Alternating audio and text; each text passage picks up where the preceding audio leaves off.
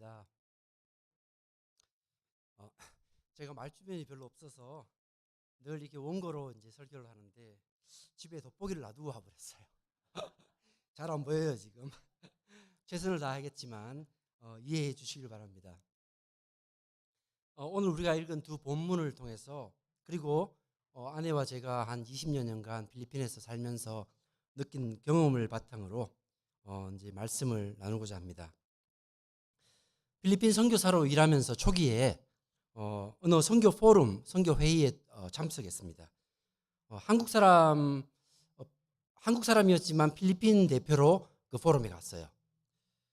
그때 그 필리핀 개신교 교회 협의회 사무총장으로 일하던 성공회의 렉스 레이에스 신부님 주제 강연을 하셨는데, 그분 강연 제목이 이웃과 함께 With Your Neighbors이라는 제목이었어요.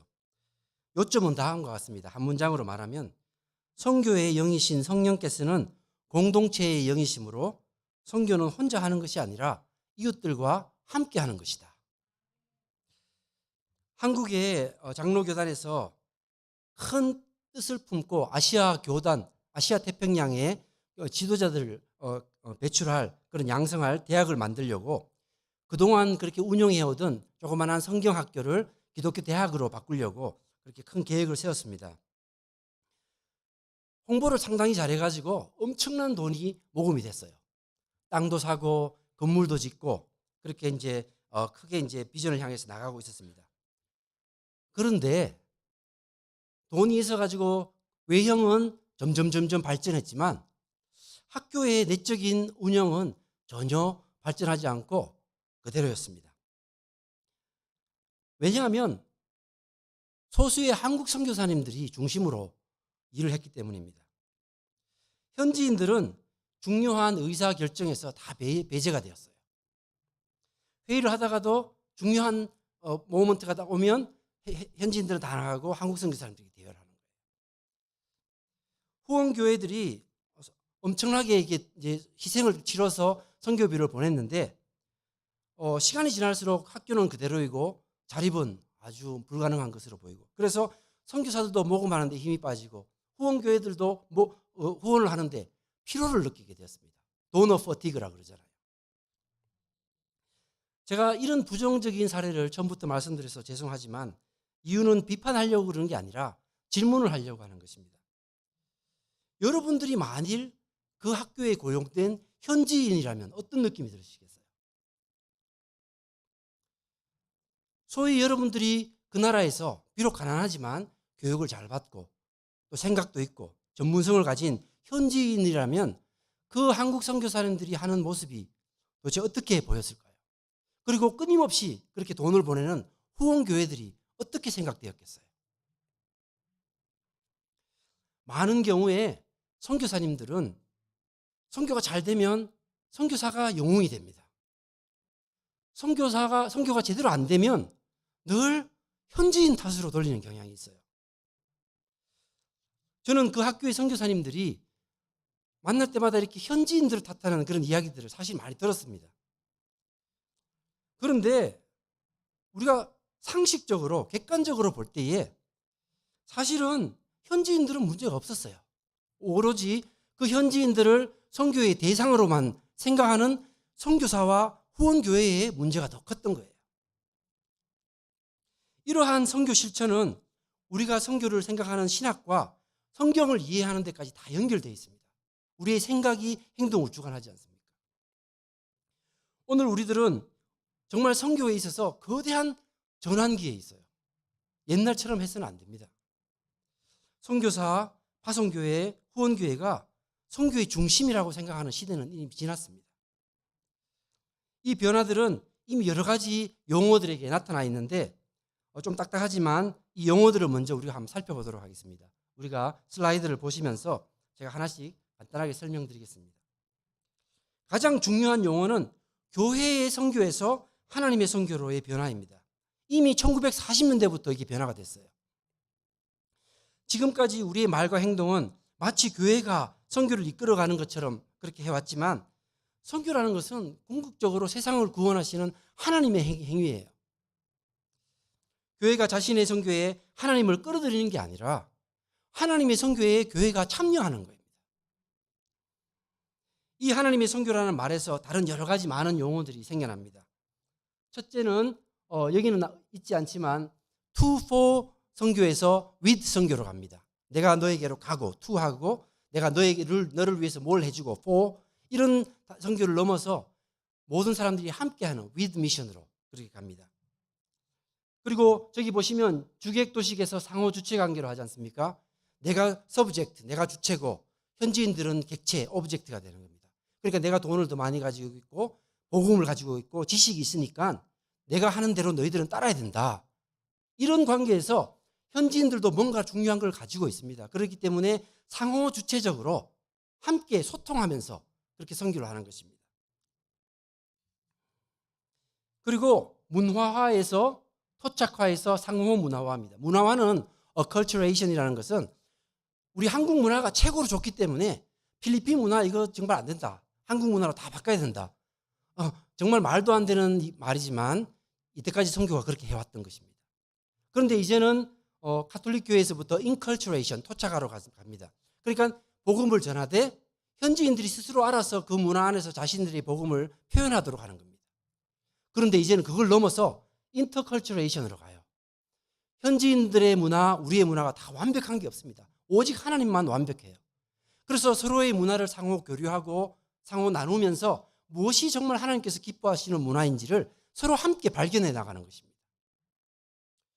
그리고 보면 여기에서 저기로 해서 모든 곳에서 모든 곳으로, 그러니까 한국에서 필리핀으로, 미국에서 저 남미로, 그런 게 아니라 from everywhere to everywhere입니다.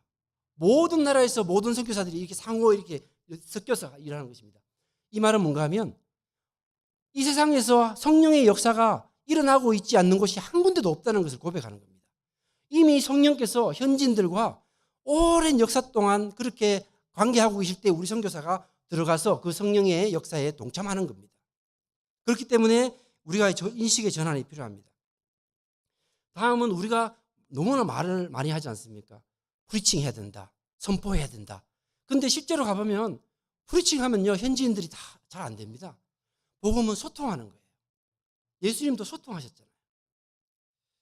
그리고 마지막으로 현지인에게 계속 도움을 주면 의존성이 생기지 않습니까? 이게 당연한 거 아닙니까? 그런데도 우리가 우리를 위해서 계속 해왔던 거예요. 그래서 우리는 이제 상호 의존성으로 우리가 할 수 있는 걸 하고 현지인들이 할 수 있는 것도 하고 서로 이렇게 함께 이렇게 가는 것입니다. 바로 이 상호 의존성이라는 것, 여기서 이제 프렌드십이 나오는데 제가 오늘 말씀드리고자 하는 것입니다. 이 모든 이 용어들의 공통점은 타자, 다른 사람에 대한 존중과 깊은 인식입니다. 나만 보는 그런 나르시시스트한 그런 게 아니라 내 주위에 있는 사람들을 함께 깊이 공감하는 것입니다. 위로는 선교의 주인이신 하나님에 대한 인정이고 옆으로는 함께 일하는 현지 동력자들에 대한 존중입니다. 지금까지 선교란 더 부유한 곳에서 가난한 곳으로 가는 것이었기 때문에 늘 가난한 현지인들은 하나님의 선교에 함께하는 사람이라기보다는 나의 복음의 대상, 나의 변화의 대상, 도움의 대상으로만 우리가 봐왔습니다. 우정의 선교라는 것은 이러한 일방적이고 대상화하는 선교를 극복하고 하나님의 큰 선교 안에서 이웃들과 함께하는 그런 선교입니다. 인간들은 사라져도 하나님은 또 영원하시고 선교사들은 다 떠나도 현지인들은 영원히 남습니다. 하나님 앞에서 겸손하고 현지인들과 존중과 협력은 열매 맺는 선교, 지속 가능한 선교의 기초입니다. 이 우정의 선교는 단순히 우리가 이렇게 해보니까 안 되니까 방법만 한번 바꿔보자 하는 그런 게 아니라 사실은 성경의 원리로 돌아가자 하는 그런 다시 초대입니다. 이제 이러한 배경을 가지고 우리가 성경을 한번 보도록 하겠습니다. 오늘 요한복음 15장에 이런 말씀이 나옵니다.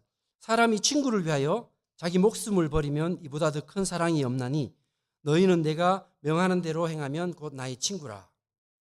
이 짧은 말씀에 들어있는 두 가지 중요한 포인트가 있는데 하나는 서로 사랑하는 관계이고 또 하나는 하나님의 뜻을 공유하는 그런 관계입니다.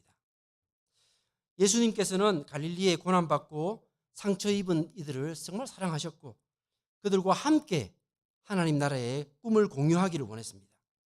그리고 그것을 우정관계를 통해서 이루셨습니다.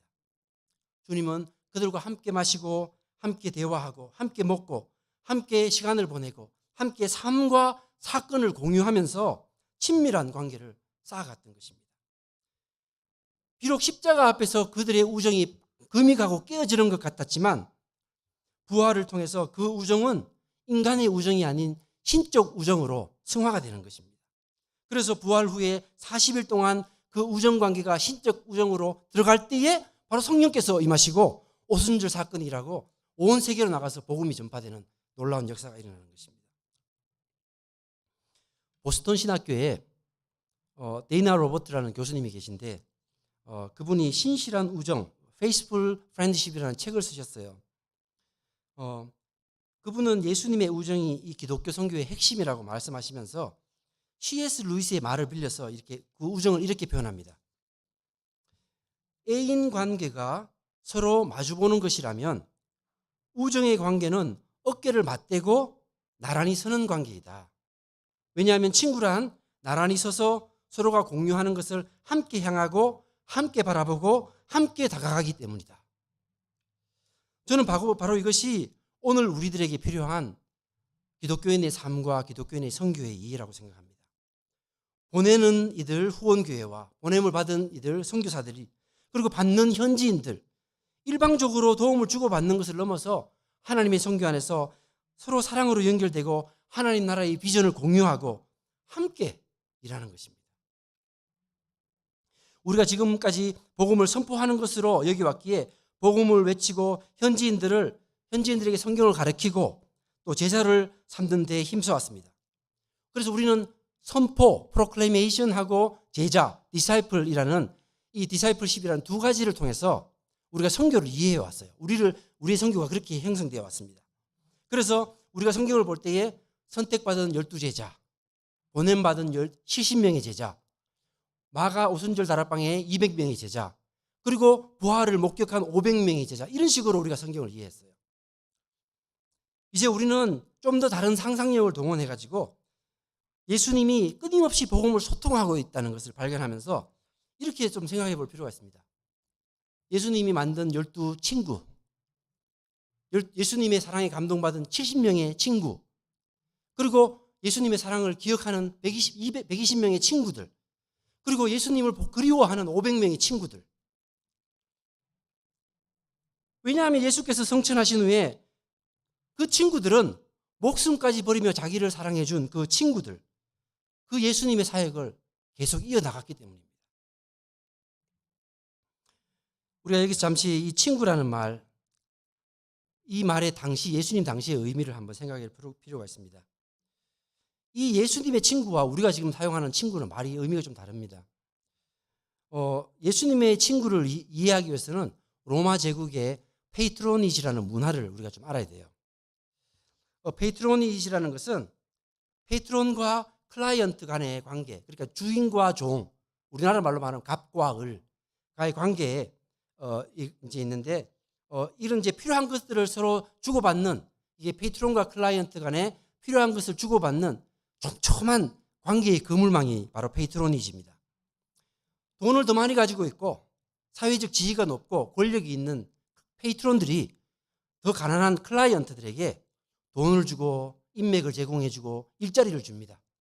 그러면 가난한 을들은 그것이 고마워가지고 그 페이트론들의 이름으로 막 이게 선전해주고, 그 다음에 뭘 시키면 다 가서 그 아침 조회에도 참석해야 되고, 그 다음에 선거가 있으면 그 페이트론들에게 표를 몰아주고, 이런 역할을 합니다.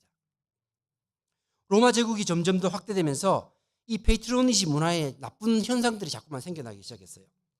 그 가운데 하나가 동료 인간을 사람이 아니라 물건으로 취급하는 그런 시각이 생겼습니다. 페이트론들은 클라이언트들을 막 비인간적으로 대우하기 시작했고 물건으로 취급하기 시작했습니다. 클라이언트들은 자존심을 꾹꾹 눌러가면서 표현하지 않으면서 자기가 필요한 것을 얻기 위해서 페이트론 앞에서 굽실굽실 그랬습니다. 그래서 이 클라이언트들 안에는 두 가지 감정이 공존했는데, 하나는 자기를 비천하게 보는 이 페이트론들을 죽이고 싶은 거예요. 적대감들이 막 일어나는 거예요. 두고 보자. 그런데 하나는 그 페이트론들이 가진 돈과 부와 권력을 보면서 나도 저렇게 됐으면 좋겠다. 이 복잡한 이 미묘한 심리가 막 작용하는 것입니다. 제가 사실 이 페이트로니지 문화로 바울의 이제 서신서를 읽으면 정말 우리가 많은 것을 배우게 되는데, 다음에 기회가 있길 바랍니다. 그래서 이 페이트론 클라이언트 있잖아요. 관계를 가장 잘 표현한 영화가 있어요. 봉준호 감독의 기생충입니다.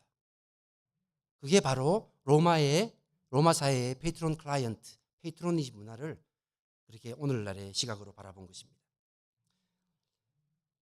클라이언트들이 이 이중 감정 안에서 더 많이 가지고 싶어하고 더 높아지려고 하고 더 유명해지려고 하는, 한마디로 욕망이 지배하는 사회가 됩니다. 그러면 페이트론들은 좋습니다.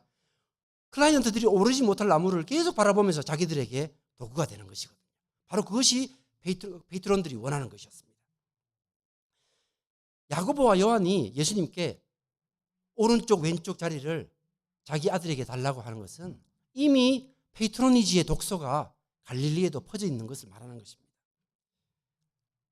바로 이 페이트로니지 문화 안에서 예수님은 갈릴리 사람들과 함께 하나님 나라의 운동을 위해서 선교적 우정을 맺습니다. 그 우정의 선교는 다음과 같습니다. 선교란, 기독교의 선교란 가장 높은 것과 가장 낮은 것이 차별과 분리가 아니라 화해되는 사건입니다. 지극히 높으신 하나님이 비천한 갈릴리 사람에게 친구가 되신 것처럼 우리의 선교도 이 세상에 소외받고 약한 그런 사람들에게 일방적으로 돕는 것이 아니라 그들에게 가서 그들과 복음안에서 그들의 친구가 되는 것입니다. 이것은 교회가 어떤 선교 공동체이며 어떤 선교를 해야 하는지를 보여줍니다. 바로 세상 속에서 거룩한 대조를 통해서 하나님을 보여주는 것입니다. 불평등한 세상에서 평등한 공동체를 만들어야 됩니다. 약육강식의 세상에서 자신을 희생하고 높아지려는 세상에서 낮아짐 안에 있는 그 기쁨을 우리가 보여줘야 됩니다. 그리고 섬김을 받고자 하는 세상에서 섬기는 데 있는 그 기쁨을 우리가 보여줘야 되는 것입니다. 바로 이곳 예수님의 자기 비움과 우정이 만나는 곳에서 하나님의 선교가 시작되고 지속되고 열매 맺는 힘이 있음을 우리는 발견합니다. 예수님과 갈릴리 사람들이 맺은 이 우정은 페이트로니지라는 이 바이러스에 감염된 그 개인들의 영혼을 치유하고 사회의 불의를 드러내고 변혁하고자 하는 하나님의 선교였습니다. 필리핀 가보면 중부, 이제 북부, 중부, 남부가 있어요. 중부가 있는데 중부에 7,000헥타, 그러니까 이제 에이커로 말하면 17,000에이커가 되는 사탕수수 농장인 하시엔다 루이시타가 있습니다. 그 땅은 전 필리핀 대통령 코라존 아키노의 친척이자 필리핀의 유명한 산미구엘 회사의 소유주인 코후앙꼬 가문의 소유입니다. 코후앙꼬는 그 하시엔다 루이시타 지방의 페이트론입니다. 유명합니다. 하루는 코후앙꼬가 자기 농장에서 일하는 가난한 이 클라이언트, 을에게 병에 걸린 그 클라이언트를 찾아갑니다. 그리고 그 자리에서 책을 써가지고 2만 불, US 달러로 2만 불의 돈을 주면서 그 가난한 한 사람의 병원값을 다 치러줬습니다. 그러니까 이 클라이언트는 온 가족이 와서 막 굽시굽시하면서 감사합니다, 절합니다. 그때 이 코후앙꼬가 이 가난한 농부들에게 이렇게 말합니다. 내가 따갈록으로 해볼게요. 오케이 랑 아낀 까까세. 이게 무슨 말인가 하면 It's nothing because you are mine. 괜찮아. 너 내 거잖아. 이런 뜻입니다. 2004년에 어느 날 그 농장의 일꾼들이 일주일에 1불도 안 되는 임금 인상을 요구하면서 파업에 들어갔어요. 그러자 그 자비롭던 이 코후앙꼬 페이트론이 갑자기 사병들을 동원해서 총을 발포해서 7명의 청년이 목숨을 잃었습니다. 어째서 그 자비롭던 페이트론이 이렇게 무서운 사람으로 돌변할까요? 찰스 아빌라라는 분이 제게 이렇게 말해줬습니다. 왜냐하면 클라이언트들, 물건들이 사람 노릇을 하려고 했기 때문이다. 찰스 아빌라는 청년 시절 카톨릭 사제였는데 독재자 마르코스 대통령 암살을 시도하다가 망명해서 미국 보스턴에서 니노 야키노 대통령과 함께 이제 새로운 필리핀을 준비하던 분이에요. 그분이 제가 필리핀에서 사회학을 했는데 제 논문의 지도 교수였어요. 그러면서 그분이 하는 말씀이 이랬습니다. 우리 필리핀의 가장 깊은 질병은 하나님의 형상을 지닌 동료 인간을 하나의 물건으로 보는 이 시각이다. 7명의 청년들이 죽고 사회정의 모임들이 많이 일어났습니다. 제가 한 모임에 갔는데 필리핀 목사님이 이제 모임을 마치고 모든 사람을 기도를 하자고 그랬어요. 제가 눈두덩이 봤는데 하시엔다 루이시타 농장에서 온 농부들 전부 이렇게 기도 안 하고 이렇게 있었어요. 그래서 제가 모임을 마치고 기도 마치고 이제 가서 조용히 물어봤죠. 그 앙헬리토 바이스라고 그 유니온의 그 레이버 유니온의 회장이었어요. 왜 기도하지 않습니까? 그랬더니만 그 사람이 깜짝 놀라면서 저한테 이렇게 말했어요. 아니 그 페이트론이 주일마다 제일 앞자리에서 예배드리는 그 하나님한테 우리가 어떻게 기도할 수 있습니까? 우리들이 보통 선교지로 여기는 그래서 선교사도 보내고 선교비도 보내고 단기 선교 가는 여러 나라들은 과거의 식민 지배로 빈곤과 차별 속에 오랫동안 있었던 나라들입니다. 그리고 그 모든 나라, 특히 남미, 페이트론 클라이언트 문화가 깊이 뿌리되어 있습니다.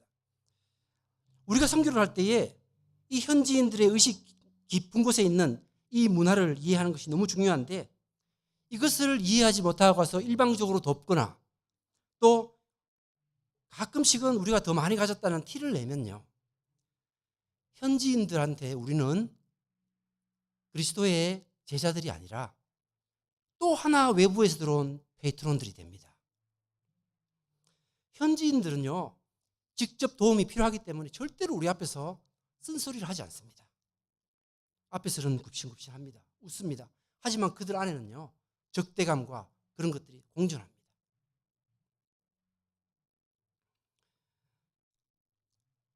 그들은 대를 이어서 자신들의 감정을 숨기는 데 익숙해 왔기 때문에 그렇습니다. 그래서 많은 선교사님들이 이렇게 말합니다. 내가 그렇게 사랑을 했는데 여전히 똑같아 이렇게 말합니다. 현지인들은 벗겨도 알 수 없는 양파 같아 이렇게 말합니다. 예수님께서 선교 사역을 시작한 때는 로마의 황제 아우구스투스가 인간 역사상 가장 높고 강력하고 그런 페이트론이 되었던 시기입니다. 복음서의 기자들은 그때를 카이로스라고 부릅니다. 바로 준비된 시간입니다. 그것은 최고의 인간 페이트론인 로마 황제와 성육신하신 진짜 페이트론이신 예수 그리스도를 이제 극렬하게 대조할 때가 되었다 하는 것을 말합니다. 그리고 예수님께서 오셔서 자신의 낮아짐을 통해서 그리고 우정의 관계를 통해서 하나님의 선교의 방법을 우리에게 보여주셨습니다. 이 우정의 선교는 쉽지가 않습니다. 여러분 기독교인으로 예배드리는 건 쉽습니다. 정말 기독교인답게 살아가기는 쉽지 않습니다. 선교도요. 돈 가지고 선교하는 건 너무 쉽습니다. 대우받고 인정받고요. 그런데 돈 없이 현지인들의 삶에 들어가는 건 너무 힘듭니다. 왜냐하면 내 모든 것을 내려놓고 그들이 요구하는 대로 내가 다 해줘야 되기 때문에 정말 부담스럽고 고통스러워요. 그런데 이런 우정이 한번 형성되면 정말 복음의 능력이 증폭합니다.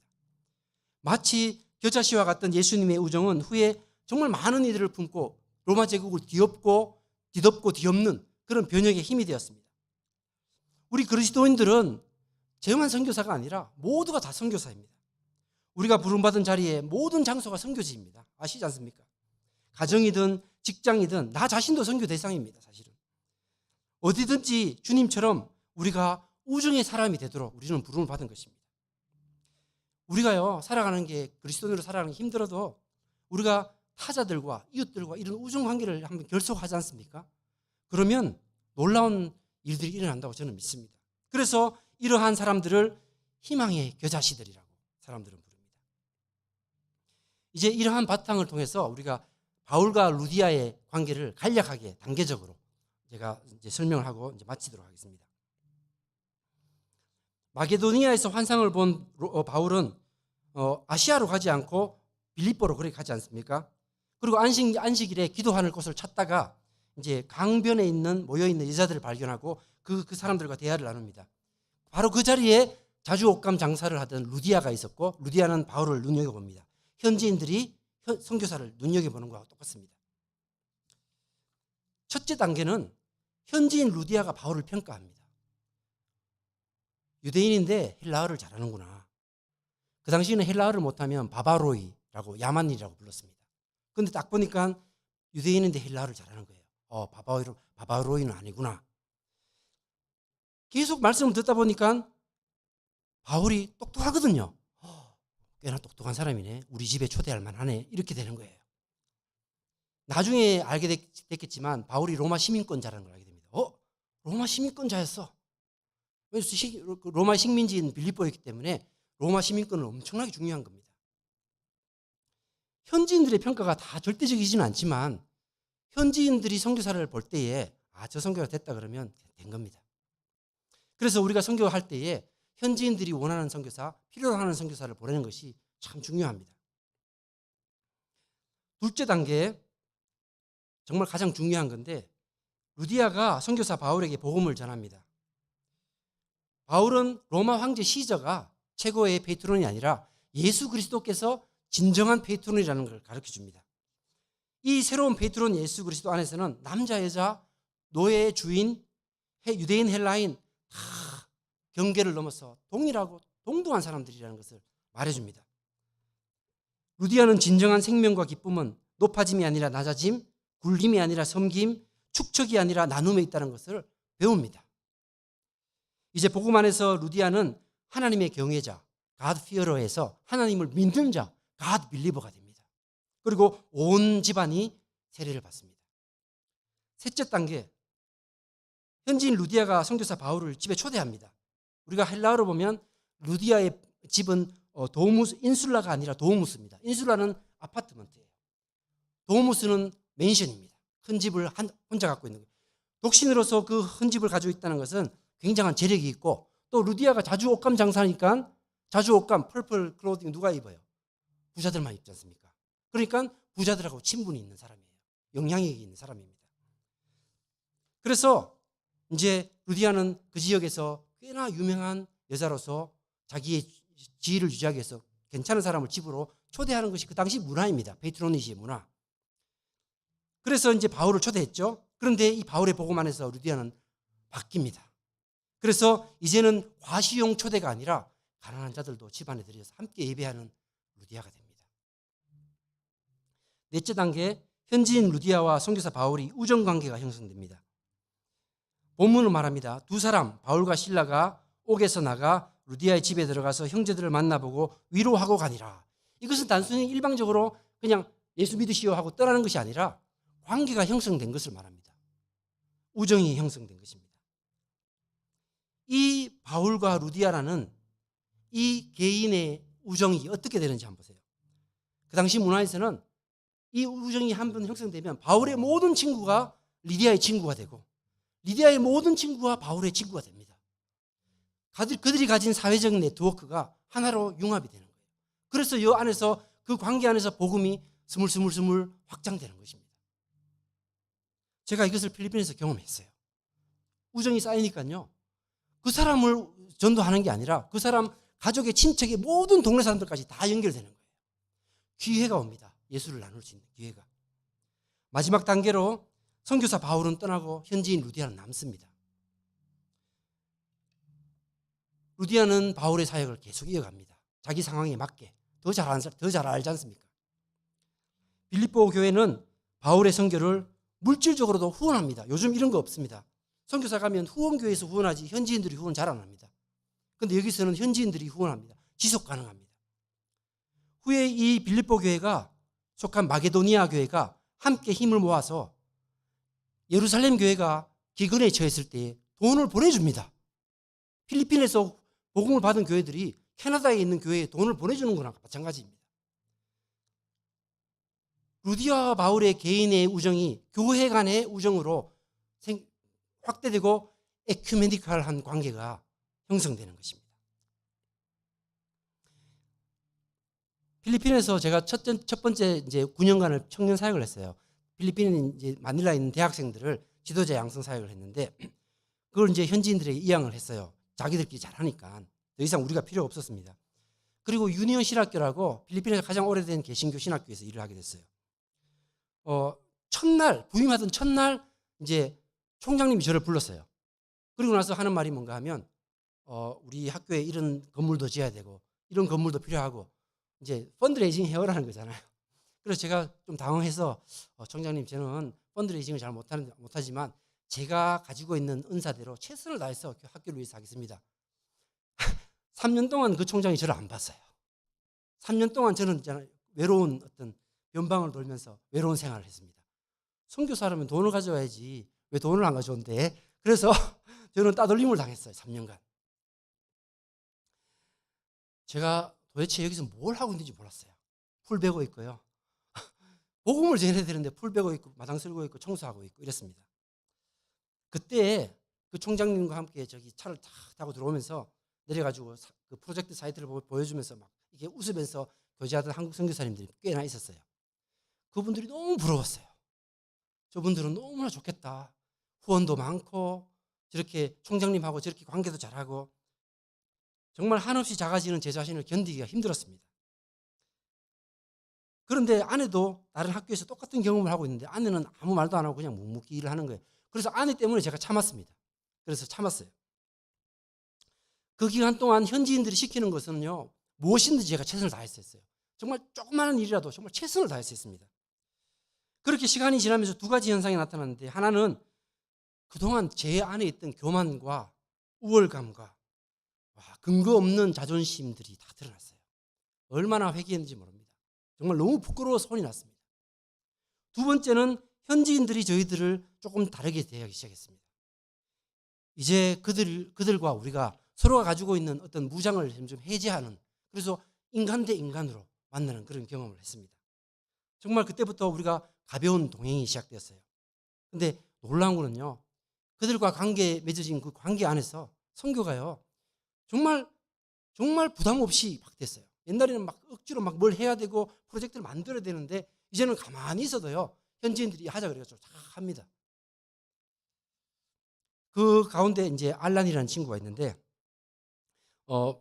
그 알란이 자폐증 아이가 있었는데 이제 샬롬이라고 있었는데 그 집에 이제 가보면 애가 이제 가끔씩 이렇게 만족이 안 될 때 이제 대소변을 막 아무데나 막 해요. 그래서 엄마가 막 청소를 하고 이렇게 아빠가 청소를 해도 그 냄새가 남아 있어요. 그래서 현지인들도 그 집에 가서 교제하기를 별로 싫어했어요. 밥 먹는 것도 힘들고. 근데 제가 갔는데 밥을 내주는 거예요. 근데 선교사잖아요. 또 참아야 되지 않습니까? 선교사가. 밥을 먹었는데 한 몇 번씩 이렇게 힘들더라고요. 그래도 이제 제가 갔어요. 계속 가서 밥 같이 먹고 하니까 이 사람들이 저를 이제 루디아가 보는 것처럼 쫙 본 거예요. 그래서 이제 친구가 되고 하는데 한 가지 이제 관계가 형성이 안 된 게 뭔가 하면 이념입니다. 알라는요, 약간 이게 마오이스트예요.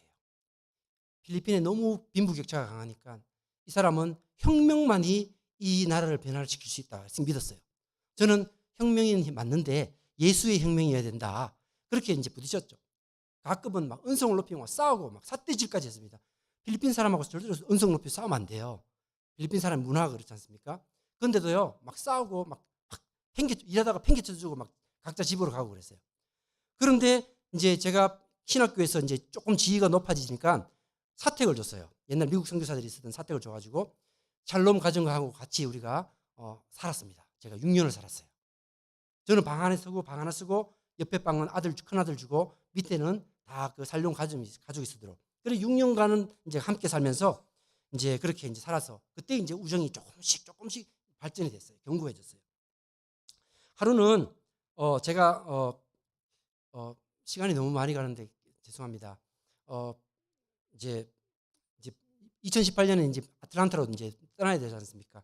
근데 이제 알란이 그러더라고요. 네가 내 인생을 바꿨다. 근데 제가 솔직히 그렇게 대답했어요. 아니야, 네가 나를 살려줬다.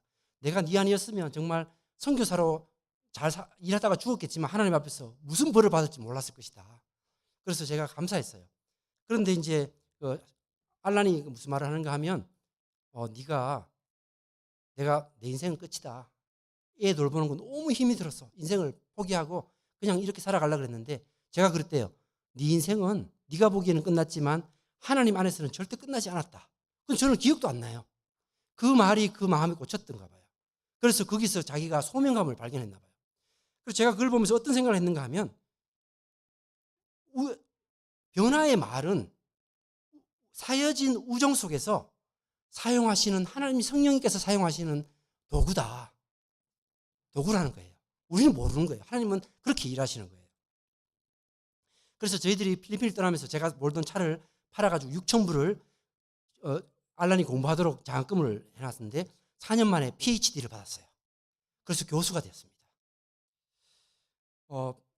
그 신학교 안에는 고센이라는 농장이 있는데 이제 알란과 제가 같이 일하면서 부딪혔던 게 한 가지가 있는데 저는 농사를 아무것도 몰라요. 그런데 제가 선교사니까 농장의 디렉터가 됐고 알란은 농대까지 나왔는데도 현지인이니까 어시스턴트가 됐어요. 웃기죠. 그게 선교의 구조가 그렇습니다. 그래가지고 제가 알란 우리가 트랙터를 하나 사가지고 이 농장을 좀 멋지게 만들자. 그러면 손님들이 오면 와 그러면서 후원도 많이 할 걸 아니냐. 근데 알란은 농장이 작물만 잘 나오면 되지 뭐 아름다워야 되냐. 자연농법을 했거든요. 그래서 제가 계속 그랬어요. 좀 하자. 돈 내가 낼게. 계속 사자 그랬어요. 하도 안 되니까 알란이 이제 일을 하다가 코코넛 나무 밑에 탁 앉더니만 참 땀을 닦으면서 저한테 이러더라고요. 제가 그대로 말씀드릴게요. 선교사들은 늘 오고 갑니다. 그래서 선교사들은 늘 무언가를 바꾸고 개발하고 성취하고 싶어 합니다. 그들은 돈을 들여서 트랙터를 사고 그걸 우리들에게 물려주고 떠납니다. 우리 현지인들은 선교사들처럼 연료가 떨어지면 금방 사고 고장이 나면 금방 고칠 그럴 돈이 없습니다. 결국 트랙터는 고철이 되고 말 것입니다. 그러니까 아무 말 하지 말고 내가 물소 뒤를 따라갈 때 내 옆에 서서 같이 걸어갑시다. 현지인 알란이 저한테 요청한 것이 선교사가 자신에게 익숙한 것만을 하지 말고 현지인들의 삶과 현실을 열린 마음으로 보고 그리고 때로는 선교사의 눈에 현지인들의 방식이 느리고 답답하고 어리석어 보이지만 인내하면서 함께 일하자는 것입니다. 결론을 맺겠습니다. 친구를 위해 자신의 목숨을 버린 예수님의 선교는 어떤 사람에게는 거리끼는 것이고 어떤 이들에게는 무모한 것입니다. 그러나 복음을 전파하는 선교사에게서 그것은 하나님의 지혜이고 능력입니다. 그러므로 우정의 선교는 바로 십자가를 중심으로 일어나는 사랑의 관계 형성의 사건입니다. 그러므로 우정의 선교는 이런 의미에서 내가 선교라는 것은 내가 기분 좋으면 하고 기분 나쁘면 안 하고 또 돈 있으면 하고 돈 있으면 안 하고 그런 것이 아닙니다. 왜냐하면 선교라는 것은 누구든지 예외 없이 사랑과 우정으로 생명을 살려내는 일이기 때문입니다. 우리 모두 한 사람도 예외 없이 하나님의 선교적 부름 앞에 서 있습니다. 우리가 이 부름 앞에서는 두 가지밖에 없어요. Yes or no. 우리가 no 하면 안 해도 됩니다. 근데 yes 하면요. 십자가 앞에서 맺는 이 우정의 선교 관계는 그 어떤 것으로 대체되면 안 됩니다. 저희 선교부에 선교신학자인 데이비드 스캇이 이런 말을 했는데 이 말을 마지막으로 설교를 맺겠습니다. 선교에 있어서 관계 형성이란 단지 다른 목적들을 성취하기 위한 하나의 수단이 아닙니다. 관계 형성 그 자체가 목적이 되어야 됩니다. 기도하겠습니다.